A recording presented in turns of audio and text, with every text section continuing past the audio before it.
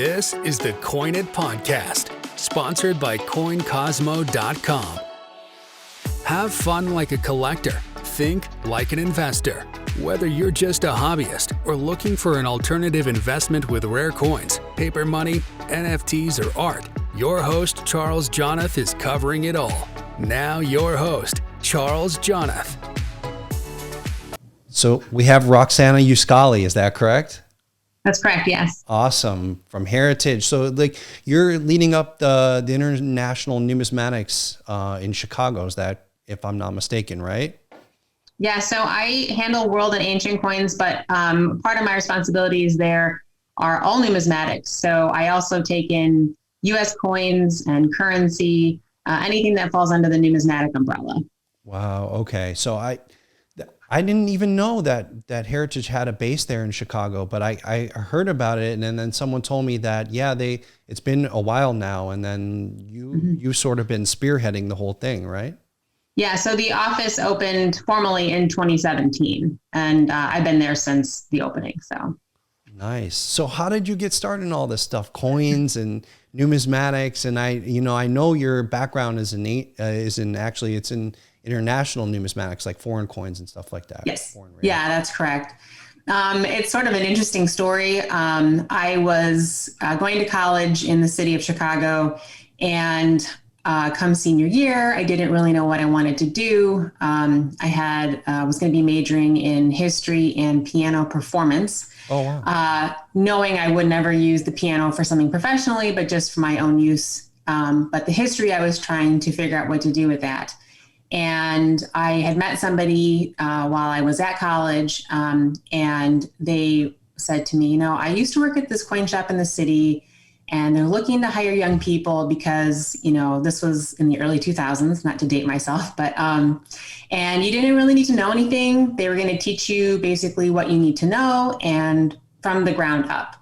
And I thought, well, that's kind of interesting. So I had planned to go to law school. I deferred enrollment for a year to try it out. And I started with, buying junk silver over the counter, emails, going to the post office every day to mail coins. And after a year, some things had changed. The person who was handling world coins for the office had passed away. They hired somebody else who was there, but he unfortunately had to leave after about 10 months. And during that time, I was entering coins into our database, and I was like, wow, world coins are where it's at. Like, I loved it. Really? And I have a pretty good memory. So as I was typing in things to the database, I was like, wow, these coins are beautiful. And I couldn't get enough of it. And so I had the opportunity to start working in the world coin section of a coin shop. And I did that for about 8.5 years total. And I never went to law school. So I think you did the right thing. Yeah. Looking back, it worked out pretty well. So you just got that coin bug, and that was it, right? It was like, unlike most people in this business, I don't really fit the mold. I didn't have family members involved in numismatics. I wasn't really a collector. I would go, and get like baseball cards and, like some Buffalo nickels at the local shop when I was really little, but nothing like some of the people in this business that you probably met and will meet that, have been generational, like it's been passed down. And right. So that's a little bit different for me.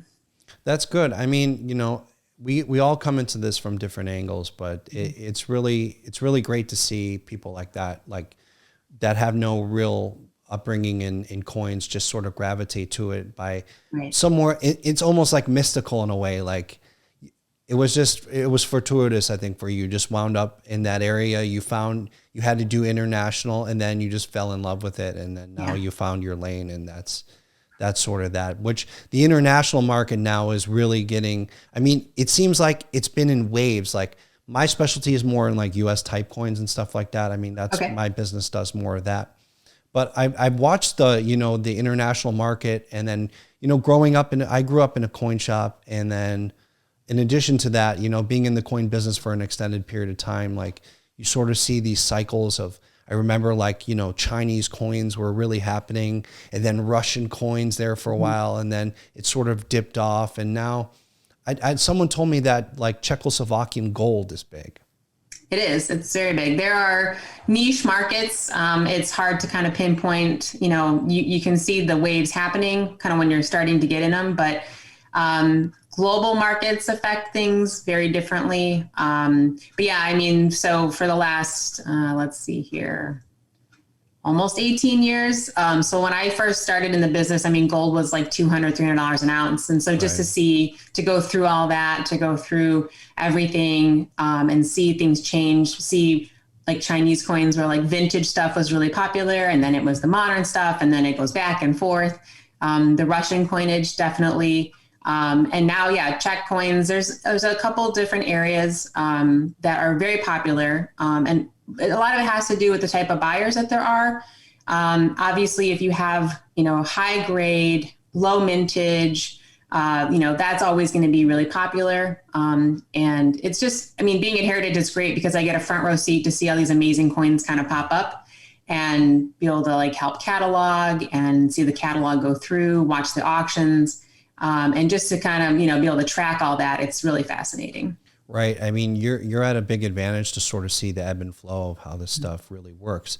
I mean, I'm curious, like, what do you think really drives that sort of thing? Is it just, is it renewed interest in a particular country, or are a lot of these collectors coming then from overseas, or is it a lot of it domestic here? Like people just get excited about foreign and then it sort of catches on, or I'm curious. Well, it depends. So from like a U.S. perspective, a lot of the people who collect are based in the U.S.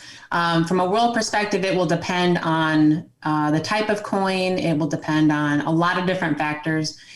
You'll see, like in some of our past auctions, very large gold crown size pieces, high grade, selling for crazy money. And it has to do with where the money is being, where the money is throughout the world and what those people's interests are. And, it's very interesting. You will have like German coins, let's say, and a lot of people that are buying those are based, let's say, in Germany or maybe in some parts of Europe. But like you have British coins and you could be seeing, buyers in China, Japan, not only in Great Britain, but there are, it depends on what the country is and what the coin is. But we've, through our sales and stuff, we've been getting coins in and thinking, we've sold one of these before or something similar. And then the next time we sell it, it goes for way more money than we thought it would. And at least within the last few years, a lot of that has been driven by the pandemic. Right. So it's kind of hard to pull apart everything and classify it as ABC. There's been a lot of factors at play here the last few years. So I don't know, because right now in American type coins, it seems to be a lack of inventory in the high end stuff. Mm-hmm. So when you do get pieces that do come on the market, people are really aggressive in buying. Is it a similar situation in foreign, or is there just more inventory and just renewed interest, or is it just sort of lack of inventories like it seems in the US? It's a little bit of both. There are still collections out there that like I'll pick up, and I know my colleagues in Dallas get that are raw, and it seems like we've sold one of everything at this point. And then we'll get a collection that has amazing coins that have been collected years and years ago and nobody certified them. And so now we're going to enter all that stuff and get it graded. And then it's going to come back and it's going to go into the census and kind of disrupt some stuff. So, in terms of, when you buy something and it's the finest known or the highest graded from this company, and we haven't offered one in the last few years, the drive there is significant. And it's usually pretty trackable. But in terms of like, if we sell the same thing over and over again, it depends on that country. It could be very different from just a few years ago. Maybe there is renewed interest in that country or that particular coin if the mintage is low. Obviously there's a lot of subjective aspects to collecting with toning and things like that. Right. So, eye appeal is also something that's really, hard to give an exact percentage to an increase in value. But, there are people who don't collect tone coins at all. They want them, frosty and white. So exactly. Mm-hmm. But I think in world, there's always going to be these very popular pieces like a Lady in the Clouds from Austria, Gothic crowns from Britain, that no matter how many we sell and how many are graded, that there's always going to be people buying those. So, I don't remember if I answered your question, but no, yeah, you did. I mean, that makes total sense. There are those classic pieces that probably have like captured the limelight in the international market for so long, and they've been collected for so many years that it is sort of a staple. It would be like almost like the equivalent, those pieces you're referring to would be like a high relief or something here in the US. Sure. Yeah. No, I get it. Yeah, we had a sale in 2020, about in March, about 2 years ago. And it was called the Paramount Collection. And it was one collector, and it was about 700 lots, included some ancients and some modern. And it was, it was insane because it was coins you had never seen before, or very, very infrequently, multiple size ducats, just and all over. Like there wasn't exactly, it wasn't all from one country or anything like that. And it was just very impressive to, be a part of that cataloging process and watch those coins sell because, for heritage, I mean, our website's fantastic. It's transparent. If you want to know what something is sold for, if we've sold it, in that similar grade by that grading company, it's all at your fingertips. All you have to do is log in. But for coins that haven't sold before, even somewhere else with some other company, to be able to work on that material and just see people come out of the woodwork and want to own something like that. I mean, and then the pedigree gets added, and that does add extra value to it, the next time it is sold. But we've seen that within the last few years, a lot of collections coming out like that are just incredible. So.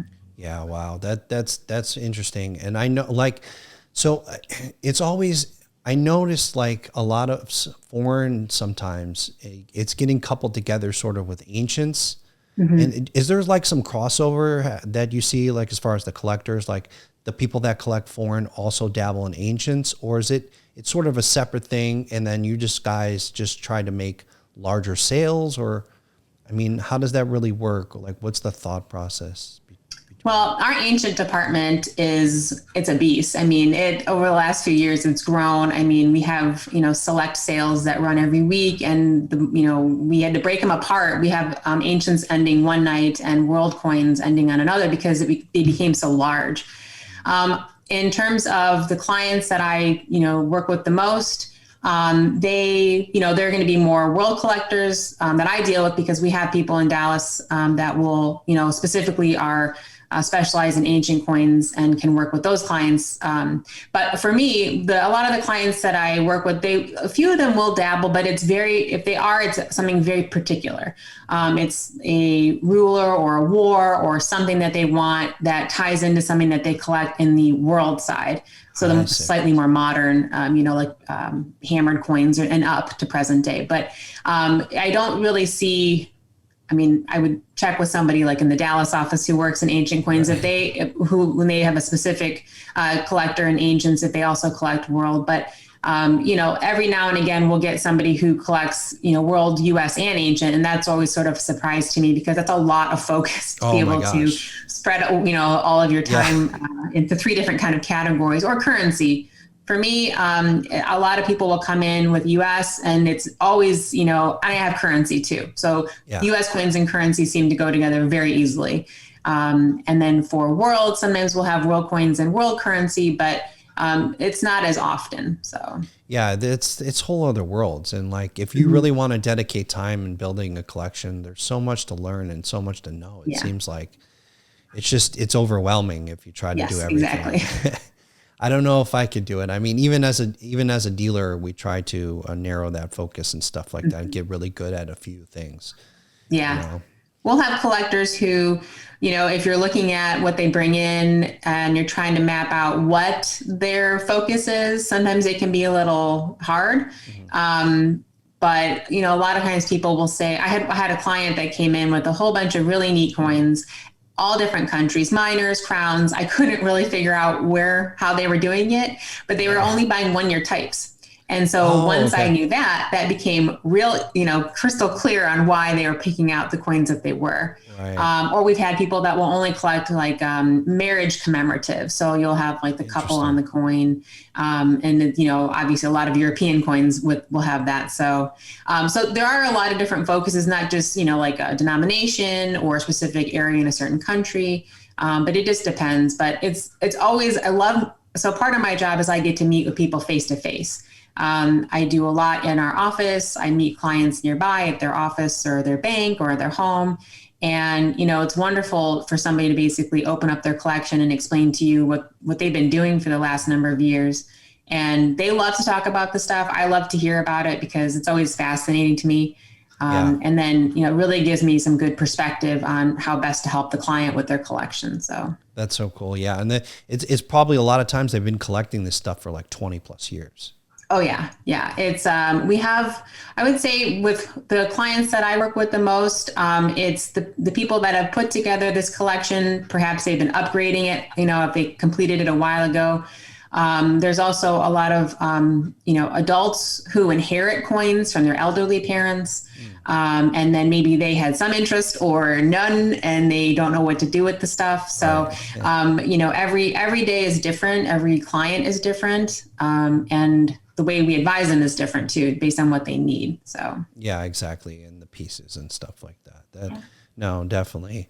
I mean, so like, one thing I wanted to know about the ancients and stuff like that. I mean, not ancients, I'm sorry, but the foreign end of things are you seeing like sort of is there anything like a preference towards gold versus silver, or is it just based on like country and the type that they want to collect more so? There is some renewed interest in modern gold.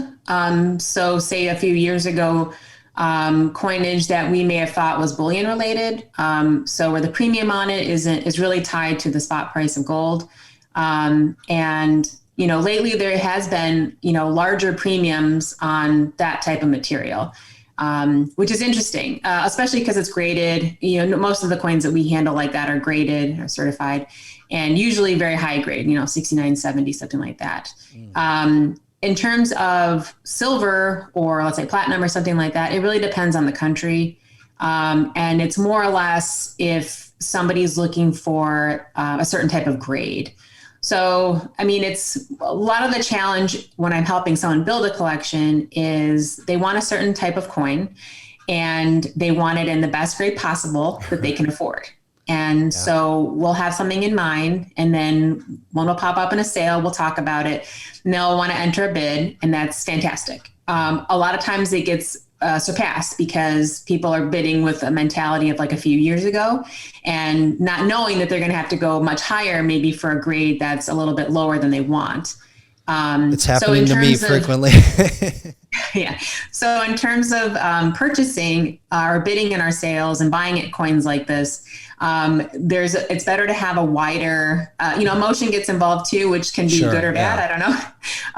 But it's better to have kind of an open mind on if you want it, and you're willing to pay for the grade, the high grade, that's what you have to do.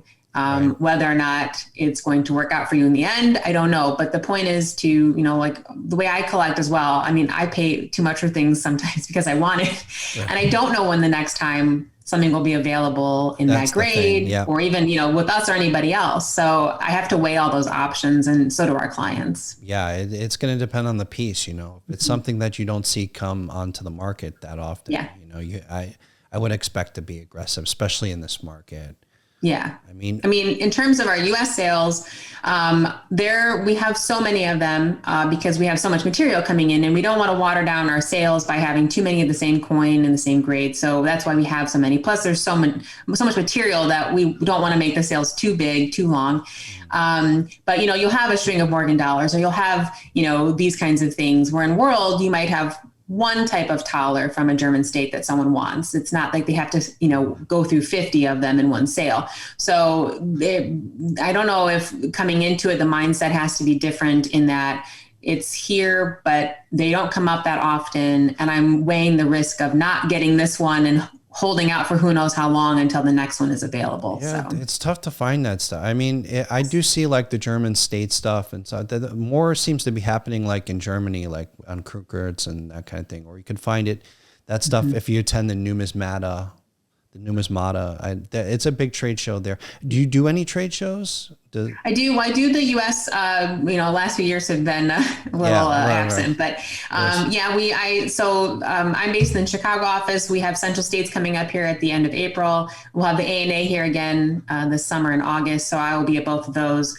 I do the New York International Show in January. I've been to a couple other shows, around the country and stuff. I haven't done any international shows, but hopefully that's on the horizon. It's been a little bit tricky trying to get into those, but our company does send representatives every once in a while to shows that are in Europe and Asia. And we do have some heritage employees, based in our London office, Netherlands, and Hong Kong. So they kind of cover those areas too.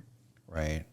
So, I mean, like in foreign and stuff like that, I know there seems to be a preference in NGC grading foreign. I mean, what is your whole take? I'm curious to see what your whole take is on that. Cause I think PCGS does a fair job too. It's hard to say, like in some series, like I think NGC is a little bit better, but then in other series, PCGS sort of caught up. I mean, what is your whole opinion on it? Do you have a preference? Yeah. So for it, the main thing comes down to the country and the denomination. So we'll send a lot of Canadian coins to PCGS because they're sort of looked at and treated more like US in terms of the Canadian collectors. So a lot of the Canadian stuff we send to PCGS because they'll mark things specimen, which does play into it. In terms of German states, it's kind of a cross. We do. I mean, a lot of times we get the collections and they're already certified. So we're not going to be cracking something out for no reason to send it somewhere else just to have another grade on it. But, a lot of German state stuff does come in PCGS holders, and, those are great. I mean, there's really it's not necessarily as black and white as US coins being in PCGS holders versus NGC and seeing some sort of numerical value difference that's easy to kind of trend. But with World, we do send a majority of it. If it is coming in raw to us, we do send the majority of it to NGC. A lot of it has to do also with turnarounds for our deadlines, making sure we can get material back in time. And then, of course, with ancient coins, we only have one option, really. I mean, we do send some things to Annex, but NGC is pretty much the one that we go to for those. Yeah, so they do. Yeah, they specialize in that. Yeah. I mean, I don't think anyone could beat them at ancients. Yeah.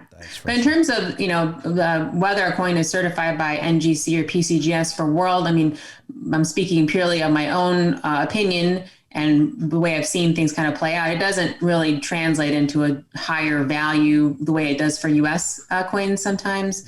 And both are obviously very well respected. And, most clients tend to be very aware of both companies. So, again, for us, it will basically boil down to if we can get it back in time for the sale that it's supposed to be going into.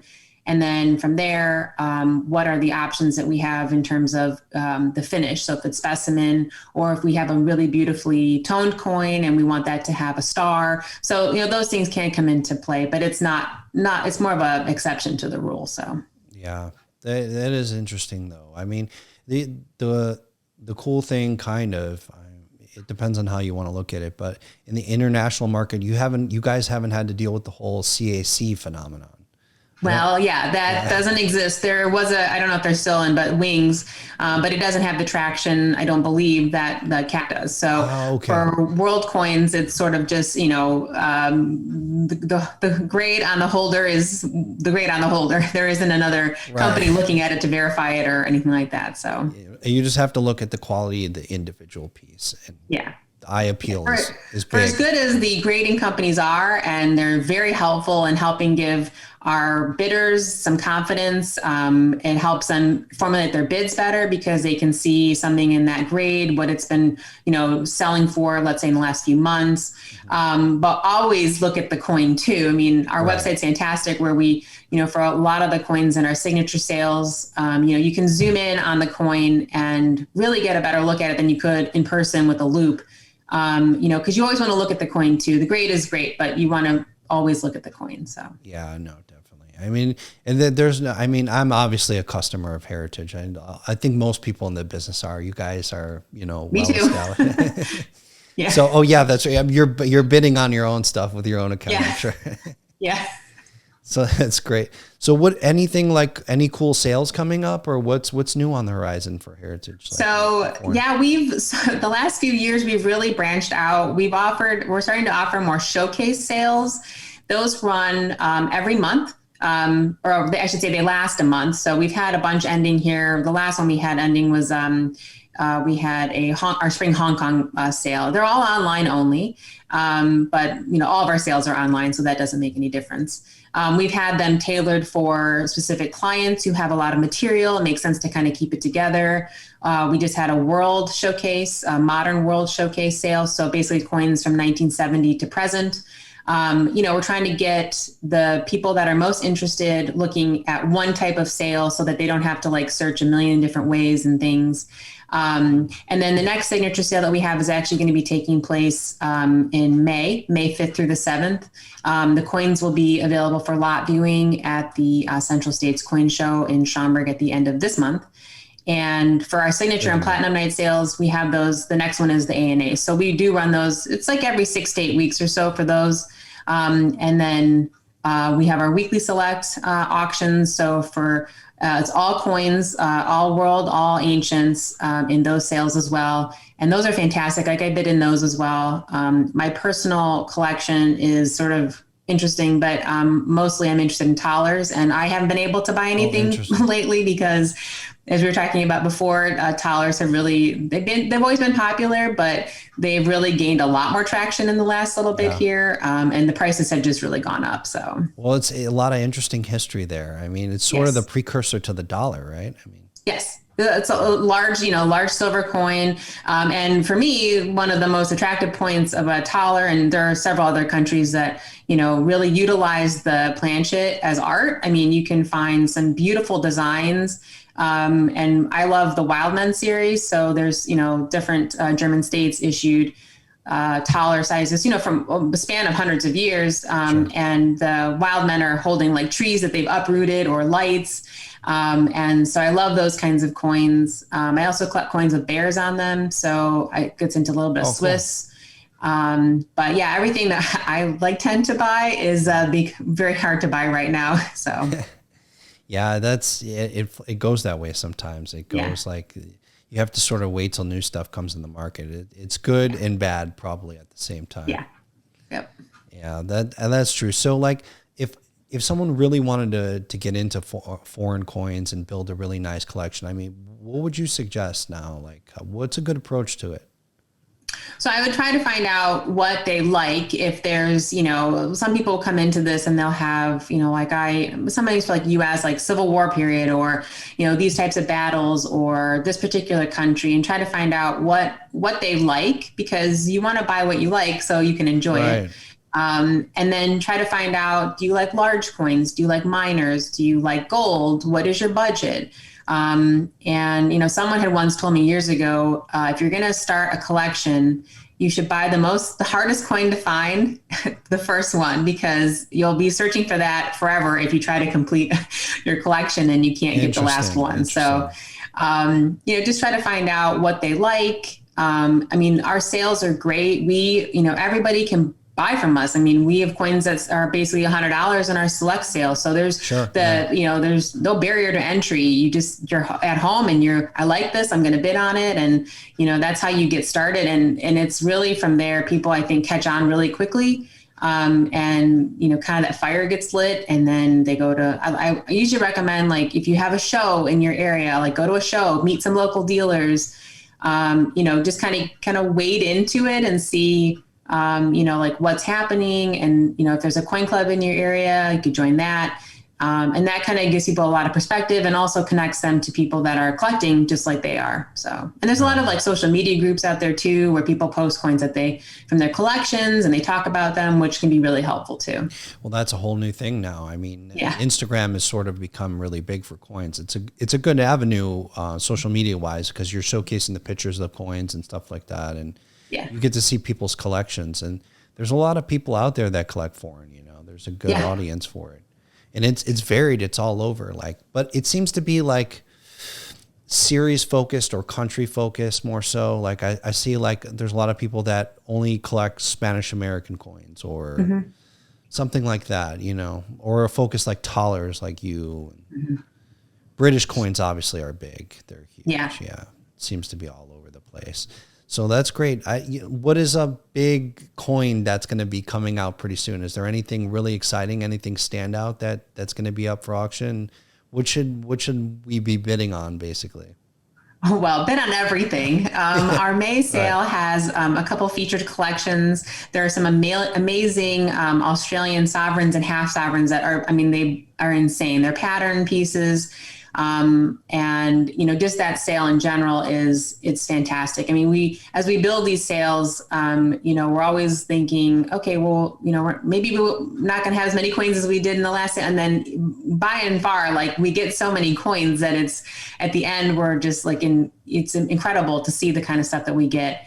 And then to be able to showcase it for everybody, for the collectors and for the people that are consigning so they can see their material. But yeah, there are coins like even in our select sales, which happen every week, error coins, like British error coins, beautifully toned coins. And there's no ceiling to the limit there. I mean, the coins can sell for several $1,000s. Sure. And, so in terms of looking and buying, every sale that we have is just full of really interesting, some unique things that you don't really see. And like I said, if you're beginning to collect or just trying to maybe change your focus a little bit, browsing our website and our archives is very helpful because you can kind of, see the trends of the values for things that you like or you might be interested in buying. And you can see census reports on every lot page. So you can see, Yeah. oh, well, this coin is, the highest graded right now in this, type of variety. And all that is really going to give somebody a lot of information that's helpful when they're purchasing something. And it's basically free. You just have to log into the website. So No, I mean, it's great to do research on that stuff. Like, one thing I like about your guys' website is that the features, like when you want to build a want list. yes. You guys are very good about a lot adding the filters to specific want lists, and then they notify you when these coins come up Yes. for sale. So like that's how I've found and wound up bidding and winning on a lot of great coins. Yeah, we really encourage people to use that feature. You can get as specific as you want. I only want this grade or I want this grade Right. range. Exactly. And it's really up to you. And I mean, we can help people tailor them. I do that all the time for clients because they want to look on our website, but they also want us to kind of say like, hey, this is something that you've been looking for. Come see it.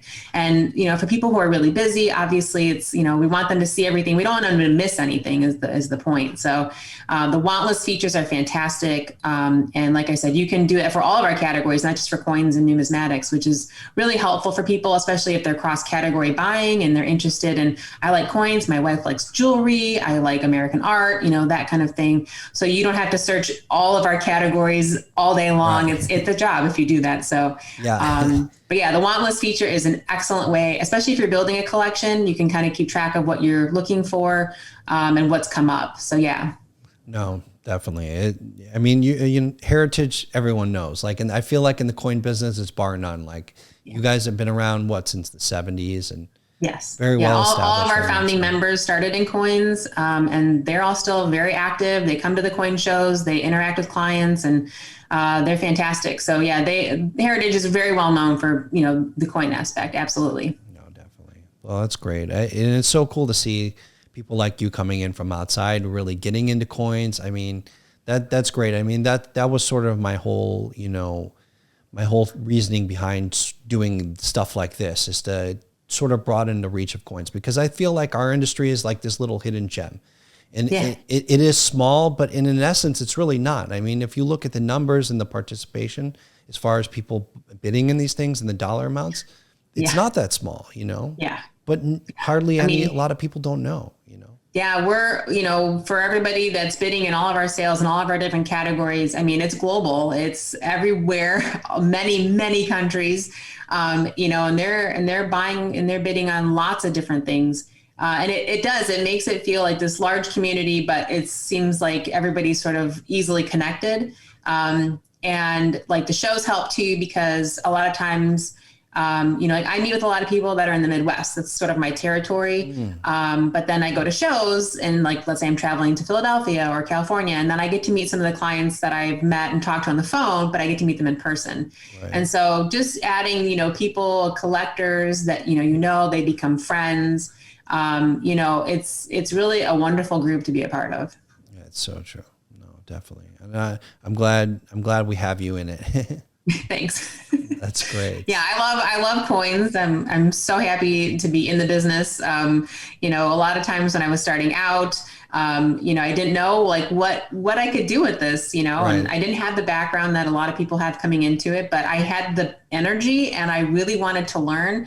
And I, through a lot of luck, but through timing too, I was able to meet a lot of really well-known people in the industry who were very generous to share their time and their knowledge to help teach me. And I would say that is the most important thing that I've gotten out of all of this from the early start of doing this was people and other numismatists who really wanted to teach me. And a lot of times in businesses, people don't want to share their secrets or how they know. Yeah, it's true. And I cannot be more thrilled that they saw that I wanted to learn and they were like, okay, if you want to do this, we're going to help you get your feet, you know, like your feet wet in it. And then it's up to you to go, like take it off. But, you know, I really, that was huge for me because if I didn't have that, I don't know, you know, how far I would have gotten on my own because it can be kind of exclusive sometimes. Sure. And, you know, in your early 20s and female in a business like this, you know, some people may not have taken me seriously. Right. So, you know, there's always advantages and disadvantages to everything, but, you know, it's wonderful to see all these people at coin shows and talk to them. And I always look forward to the coin shows. So the last couple of years have been a bummer, but, you know, hopefully this year things pick up again. So they will. Slowly but surely, it seems like things are getting back on track. Yeah.